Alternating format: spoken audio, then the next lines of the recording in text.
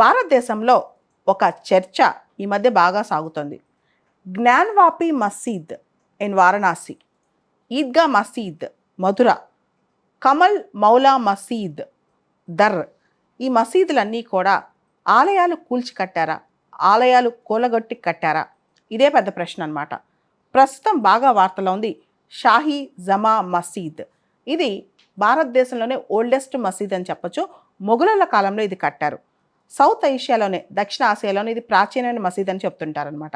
ఇది మొఘల్ చక్రవర్తి బాబర్ కాలంలో డిసెంబర్ 1526లో కట్టారని అంటుంటారనమాట. అంత ఓల్డెస్ట్ మసీద్ అది. ఈ మసీద్ని ఏన్షియంట్ మాన్యుమెంట్స్ ప్రొటెక్షన్ యాక్ట్ 1904 కింద ప్రొటెక్ట్ చేస్తూ వస్తున్నారు ఇప్పటికి కూడా.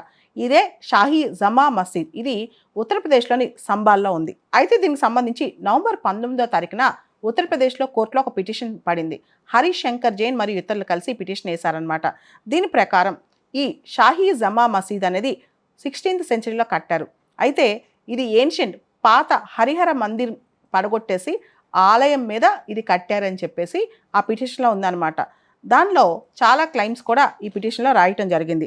అయితే ఇక్కడ ఎవరైతే ఈ పిటిషనర్ వేశారో హరీష్ శంకర్ జైన్ గారు, ఆయన జ్ఞాన్వాపి మసీద్, వారణాసికి సంబంధించిన జ్ఞాన్వాపి మసీద్ సంబంధించి, మధురాకు సంబంధించిన ఈద్గా మసీద్కి సంబంధించి, అదేవిధంగా దర్, మధ్యప్రదేశ్లోని దర్ ప్రాంతానికి చెందిన కమల్ మౌలా మసీద్ సంబంధించి కూడా ఈయన పిటిషన్ వేశారనమాట. ఈ షాహీ జమా మసీద్ ప్రస్తుతం నేషనల్ మాన్యుమెంట్ కింద, అంటే జాతీయ కట్టడం కింద ప్రొటెక్ట్ అవుతుంది కూడా. ఈ షాహీ జమా మసీద్ ఉన్న స్థలాన్ని ఇమీడియట్గా సర్వే చేయాలని, సర్వే చేసి నిర్ధారించాలని చెప్పి కూడా ఈ పిటిషన్లో కోరారు. దానికి సంబంధించి కూడా కోర్టు యాక్షన్ తీసుకుంటోంది. అయితే దీనికి సంబంధించి ఉత్తరప్రదేశ్లోని సంబాల్ టౌన్లో మత కల్లోలాలు, కమ్యూనల్ క్లాషెస్ బయలుదేరాయి. గత మాసం నవంబర్ 24వ తారీఖున 5గురు ఈ అంశంలో చనిపోయారు. చాలామంది ఇంజూర్ అయ్యారు. దానిలో పోలీస్ పర్సనల్ కూడా ఉన్నారనమాట. ఈ షాహీ జమా మసీద్ ప్రాంతం ఇప్పుడు కంప్లీట్ ప్రొటెక్షన్లో, కంప్లీట్ పోలీస్ కవర్లో ఉంది. మొత్తానికి ఈ షాహీ జమా మసీద్ ఇష్యూ ఇప్పుడు కోర్టుకి వెళ్ళింది. కోర్టు తీర్పుతో మొత్తం ఎపిసోడ్ ముడిపడి ఉంటుందని చెప్పాలి. అంటే ఇది ఇప్పుడు సబ్ జ్యుడిస్లో ఉంది. దీనికి సంబంధించి మనం ఒక చట్టం గురించి చదువుకోవాలి ఇక్కడ. అదే public places of worship act 1991.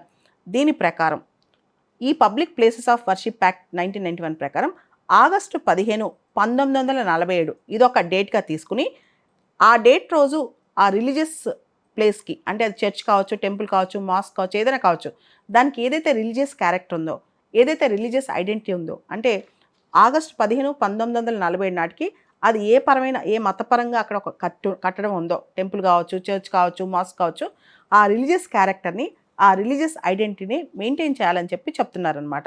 అయితే దీన్ని కొన్ని మినహాయింపులు కూడా ఇచ్చారు. ఈ public places of worship act 1991లో కొన్ని మినహాయింపులు ఉన్నాయి. ముఖ్యంగా రామ్ జన్మభూమి బాబ్రీ మసీద్ కేసుకి ఇది మినహాయింపు ఇచ్చిందనమాట. అంటే యాక్ట్లోనే ఉంది, రామ్ జన్మభూమికి ఇది మినహాయింపు. అది కోర్టు ప్రకారం, కోర్టు ఏం చెప్తే అది వెళ్తుంది అని చెప్పి. అదేవిధంగా అయోధ్య జడ్జిమెంట్ వచ్చింది. అక్కడ టెంపుల్ కట్టాలని చెప్పి జడ్జిమెంట్ వచ్చింది కాబట్టి అయోధ్య టెంపుల్ కట్టారు. అది మినహాయింపు ఇచ్చారు. దాంతోపాటు ఈ public places of worship act 1991కి కొన్ని మినహాయింపులు కూడా ఇచ్చారు. Ancient and historical monuments governed by ancient monuments and archaeological sites and remains act 1958. ఏదైతే ఆర్కియాలజికల్ సైట్స్ రిమైన్స్ యాక్ట్ 1958 కింద ఏన్షియంట్ మాన్యుమెంట్స్ ఉన్నాయో వాటికి కూడా మినహాయింపు ఇచ్చారనమాట. వాటికి కూడా ఈ రిలీజియస్ క్యారెక్టర్ అనే కాన్సెప్ట్ని మినహాయించవచ్చు అని చెప్పారు. ఆ తర్వాత ఏదైతే అప్పటికే ఆల్రెడీ మ్యూచువల్లీ అగ్రీడ్ సెటిల్మెంట్ ద్వారా, అంటే ఇరు పక్షాల వాళ్ళు అగ్రీ అయ్యి సెటిల్మెంట్ ద్వారా ఏదైతే ఉన్నాయో వాటికి కూడా మినహాయింపు ఇచ్చారు. యాక్చువల్గా public places of worship act 1991 ప్రకారం ఏదైతే రిలీజియస్ క్యారెక్టర్ ఆ రిలీజియస్ ప్లేస్కి ఉందో, టెంపుల్ కానీ దేనికైనా సరే, దాన్ని ఆగస్ట్ 15, 1947 ఆ డేట్ కింద ఏదైతే క్యారెక్టర్ ఉందో దాన్నే పరిగణిస్తారనమాట. దానికి కొన్ని మినహాయింపులు కూడా చట్టంలో ఇచ్చారు. ఒక ముఖ్యమైన మినహాయింపు బాబ్రీ మసీద్ అనమాట. మనందరికి తెలుసు అయోధ్య జడ్జిమెంట్, ఆ తర్వాత అయోధ్యలో రామ్ మందిర్ కట్టడం, ఇవన్నీ కూడా. భారతదేశంలో మతం అనేది ఒక ఎమోషన్. మనందరికి తెలుసు భారతదేశం సెక్యులర్ దేశం, అన్ని మతాలు ఒకటే. మనుషులకి వాళ్ళ మతం గొప్ప అనిపించవచ్చు, కానీ ఈ మ్యాటర్ కోర్టు దాకా వెళ్ళింది కాబట్టి కోర్టు ఖచ్చితంగా నిష్పక్షపాతంగా నిర్ణయం తీసుకుంటుందని అనుకుందాం. కాబట్టి ఇలాంటి కమ్యూనల్ ఇష్యూస్లో ఎక్కువగా గొడవలకు పోయి వాయిలెన్స్ సృష్టించి కొట్టుకుని తగాదాలాడుకుని ప్రాణాలు పోగొట్టుకోవడం లేదా ఆస్తి నష్టం చేసుకోవడం, ఇలాంటివి చేసుకోవడం కన్నా కోర్టు జడ్జిమెంట్ వచ్చేదాకా ఓపిక్గా వెయిట్ చేయడం బెటర్ అనమాట. ఏదైతే చట్టాలు ఉన్నాయో, కోర్టులు ఉన్నాయో ఖచ్చితంగా న్యాయం చేస్తాయని నమ్ముదాం.